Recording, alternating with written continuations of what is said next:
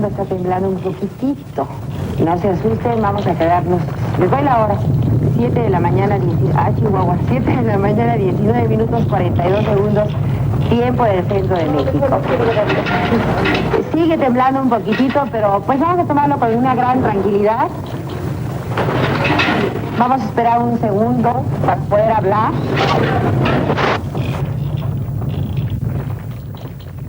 During this live broadcast of the Mexico City Morning News, communication with the outside world was abruptly cut off. Mexico descended into silence.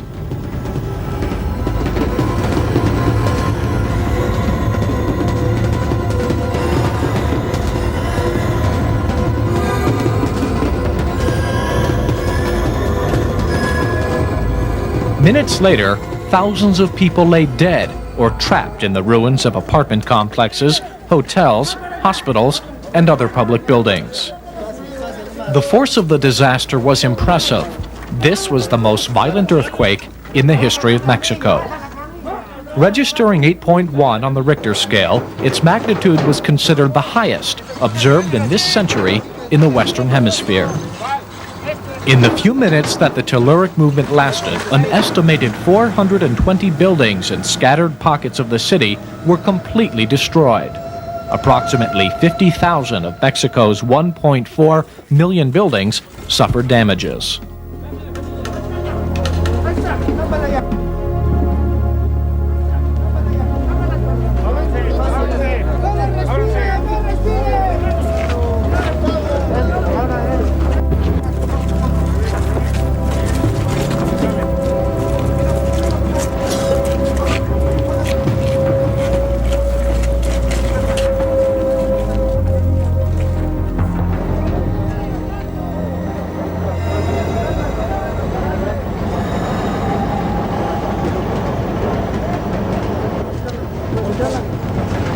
Vamos a la cabeza, aquí arriba. Para que lo reciban.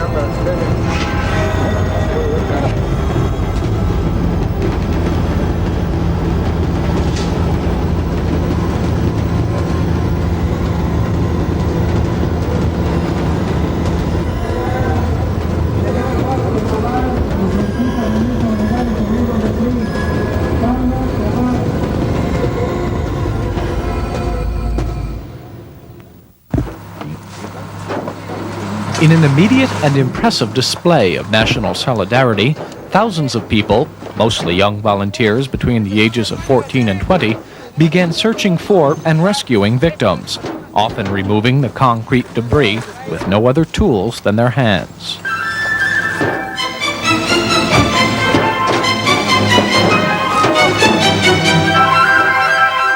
Many survived the quake and were rescued despite the adverse conditions.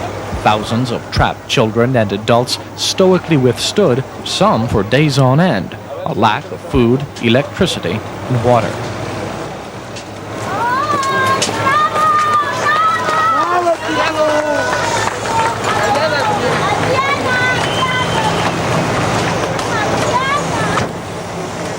More than 14,000 victims received medical care in improvised first aid stations and hospitals that were left undamaged. Nos evacuaron porque no hay agua, volvió a temblar, todos los edificios que nos están rodeando. Fortunately, most of this city of 18 million was unaffected, but the impact on the affected areas was dramatic. The earthquake caused losses that will take years of effort and millions of dollars to restore. In the health sector, 3 large institutions were seriously hit: the Mexican Social Security Institute's Medical Center, the General Hospital of the Ministry of Health, and the Juarez Hospital. During the critical stage following the earthquake, the use of some 5,000 beds was lost in these 3 buildings alone. The damage to the telephone network was the greatest in communications history. 14,500 local lines were cut off, and long-distance service was interrupted completely. For several weeks, the amateur radio network, whose role was invaluable, provided the primary link with the outside world.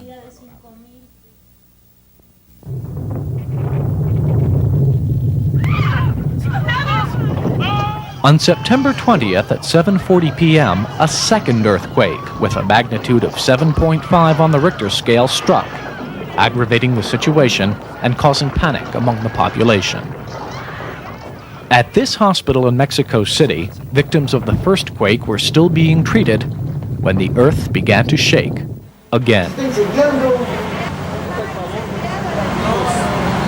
un foco que está prendido y no pasa nada. Tranquilidad nada más. Está temblando. Todo nomás que guarden orden. Es peligroso tener pacientes en una zona que es eminentemente sísmica, como acaba de suceder. Bueno, el edificio ha resistido extraordinariamente bien, no hay ningún problema, pero estamos causando pánico constantemente a los pacientes. Lo que queremos es que bajen todos corriendo también porque... No, lo estamos haciendo, hemos pedido que sea con calma todo. Está el ingeniero aquí. Pues yo siento que el edificio está bastante dañado, está fracturado. Eso es. Tiene bastantes fracturas, así es que no podemos saber si ya no va a temblar, si ya no tiembla. Les comentaba que puede quedarse así, ¿verdad? Sí. Pero puede haber un pequeño temblor Y que precipite algún problema. y que haga que se colapse el edificio. Lo que yo estaba recomendando era una evacuación tranquila, cerrar el hospital y posteriormente, cuando las cosas hayan tomado su causa normal, regresar y evaluar. A power failure and loss of electricity compounded the problems. Although emergency generators were activated, there was only enough power to illuminate the first floor. Elevators, incubators, and other patient care equipment requiring electricity were not operable.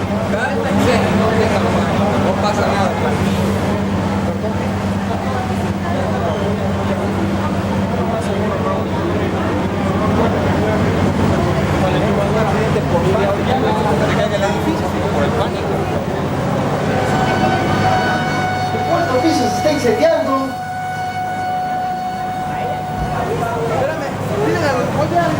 Hombre, si estamos metiéndolos.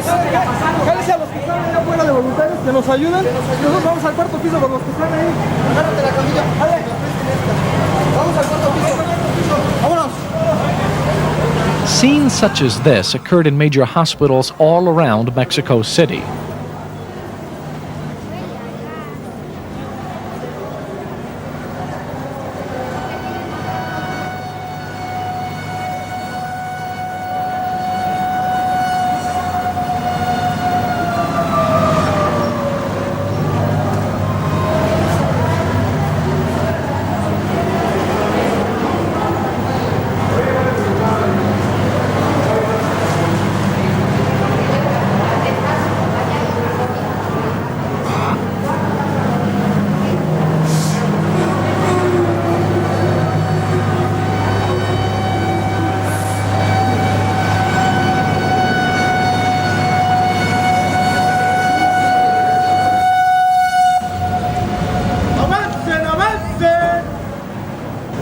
Meanwhile, the fear of further seismic activity caused residents of the affected areas to leave their homes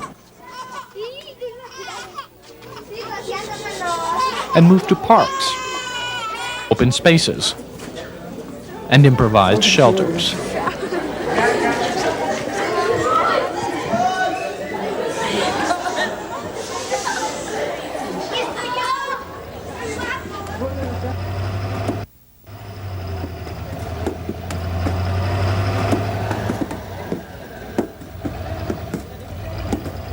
Rescue work continued all through the night in the area of the disaster.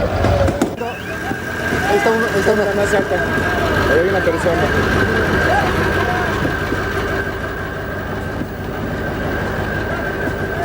No nos comunican nada. No nos comunican nada, no nos dan ninguna comunicación, no nos identifican. Sí, estamos reportando los nombres de las personas que están desaparecidas. Necesitamos saber informes. ¿Mande?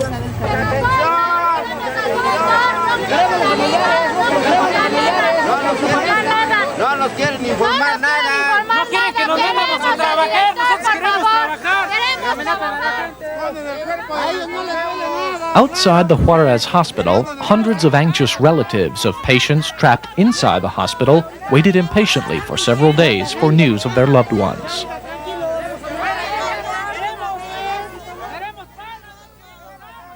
And at the same time, another drama was unfolding inside the hospital.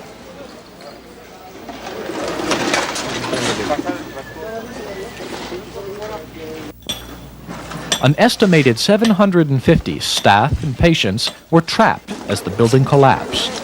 Hundreds of national and foreign rescue workers, physicians, nurses, family members, and other volunteers organized rescue teams to frantically remove debris in the hope of finding survivors among the ruins of this once active medical care center.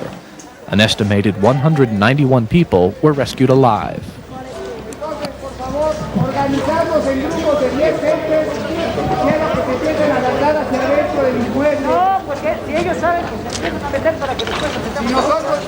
Nosotros vamos invitando de la parte dura. Cuando haya ruido de gente viva, entonces metemos un grupo de franceses. La cosa es, vamos quitándole las cosas que impiden el acercarnos hacia la parte interior del edificio. Que nos asesoren ellos. Yo les quiero comentar algo, yo soy ingeniero. Esta cosa no le va a pasar ya nada. Nos tocó el temblor del otro día y no se mueve absolutamente. Entonces, pónganle confianza, vamos a hacer huecos hacia adentro, vamos a buscar a ver si hay gente viva todavía. Entonces, háganse de allá y vamos a orar. Vamos a hacer grupos de 10 gente metiéndonos al edificio.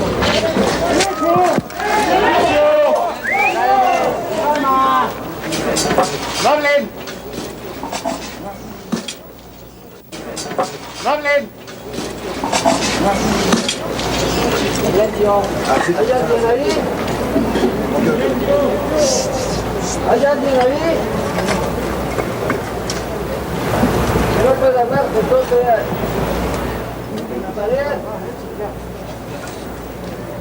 Approximately 1 week after the first quake, rescue operations were still going on.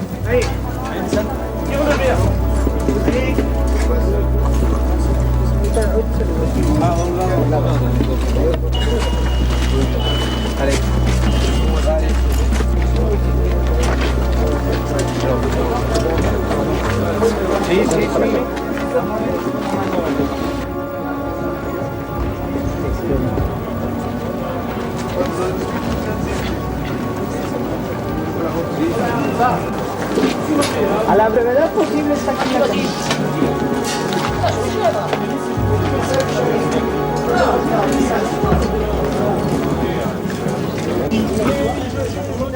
This woman had to have both legs amputated in order to extricate her from beneath a concrete block that had fallen on her. When she arrived in the hands of a team of physicians aiding in the rescue efforts at this site, she suffered cardiac arrest. Toma bicarbonato. Un gramo de hidrocortisona. Bicarbonato. Bicarbonato, pásale. Pásale bicarbonato, sí, por favor. Pásale 5 folletos.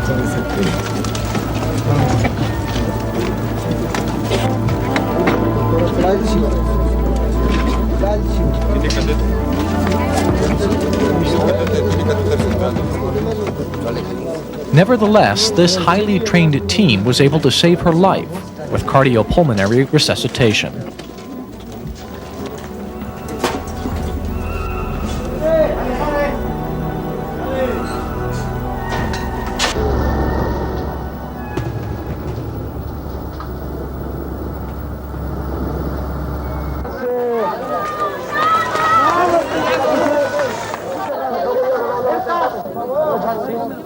Un poquito más para atrás.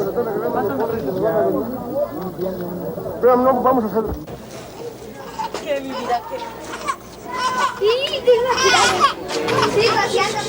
The human tragedies, as well as other extraordinary cases of survival, moved the entire world.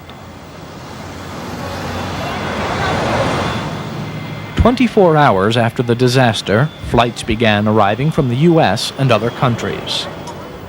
The planes unloaded all kinds of rescue supplies, including over 400 tons of pharmaceuticals. It would have been preferable for international donors to have waited until the needs of the country had been properly and accurately identified.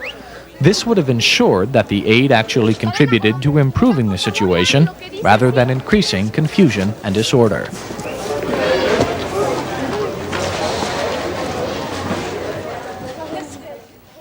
Most of the drugs were not requested and could not be used. None of the boxes was classified. Many of the drugs had been opened, and in many cases the instructions were in foreign languages. Volunteers, often medically untrained, spent hours opening these boxes one by one, classifying the contents and organizing them the best they could. Furthermore, the drugs were often mixed with other items, such as used clothing. Por favor, no destapen esas cajas de ahí, se los A ver, ¿quién las está destapando? No destapen todas estas cajas. Esas cajas déjenlas ahí como están, que ya están. One of the most distressing tasks was locating and identifying the bodies. ¿Por qué no se forman?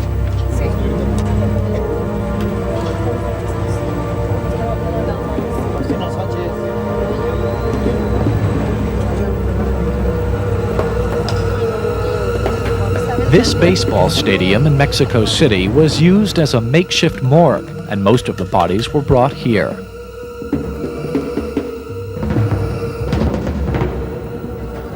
The bodies were kept in ice bags for 72 hours to allow relatives and friends the opportunity to identify them.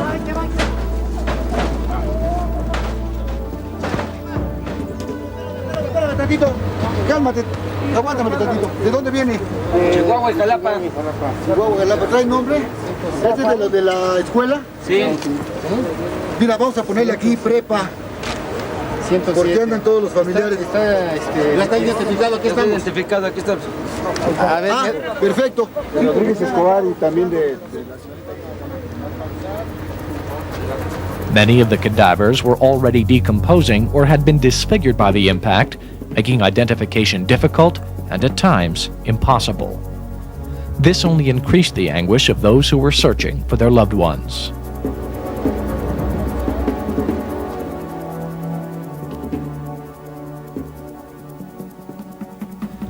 After 3 days, the unidentified or unclaimed bodies had to be buried in common graves, an unpopular measure.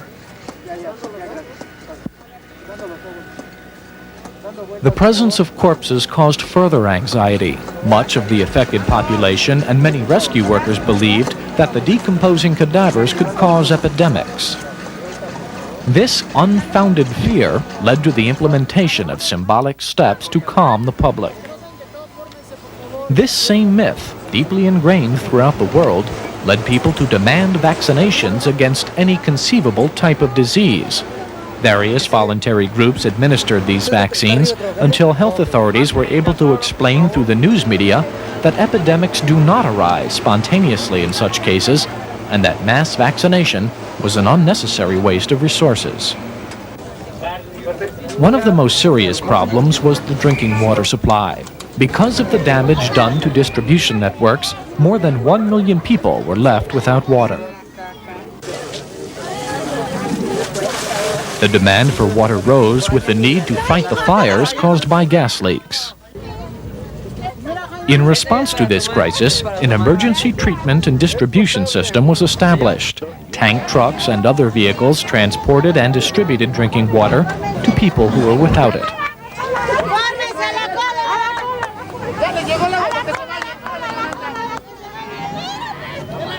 Yet, even as thousands of leaks in the system were being repaired, impatient individuals were breaking other pipes in their eagerness to get water. A potential risk did arise for an increased incidence of waterborne disease as a result of the water supply crisis created by the earthquake. However, a public education campaign to boil water and observe personal hygiene measures was largely successful. The population responded with a high level of responsibility. The only registered foci of infection were due to improper food hygiene. The problem of water quality control and hygiene was complicated by the fact that most of the victims took refuge in public squares and parks, or simply on the sidewalk. As has been seen in other countries, few people moved into the shelter set up for this purpose by the authorities. Most camped near their destroyed homes, where they could keep an eye on their property and perhaps recover some of their belongings.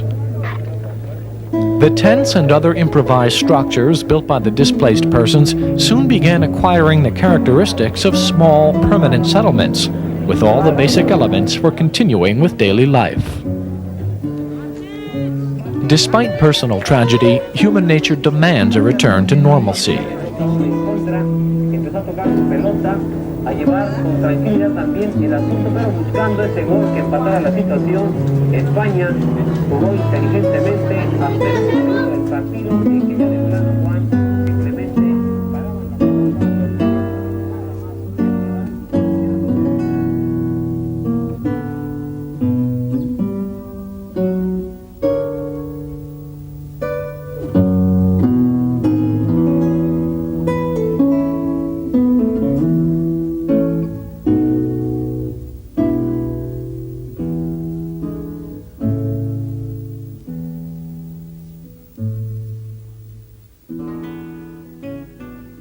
However, the crisis was not over yet.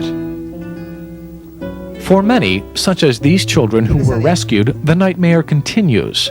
Their physical injuries may heal long before the psychological trauma recedes. They experienced not only the terror of the earthquake, but the anguish of losing relatives in it. Diles adiós. Diles adiós. Diles adiós y gracias por todo. Ándale. ¿Qué pasó? No, ya no me haga pucheros. Ándale.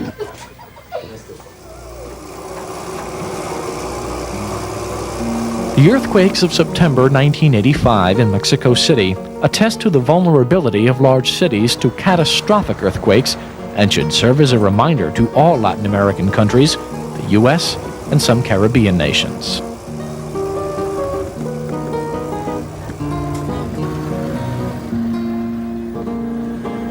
Preparedness is the key. The health sector must constantly improve and refine its state of preparedness.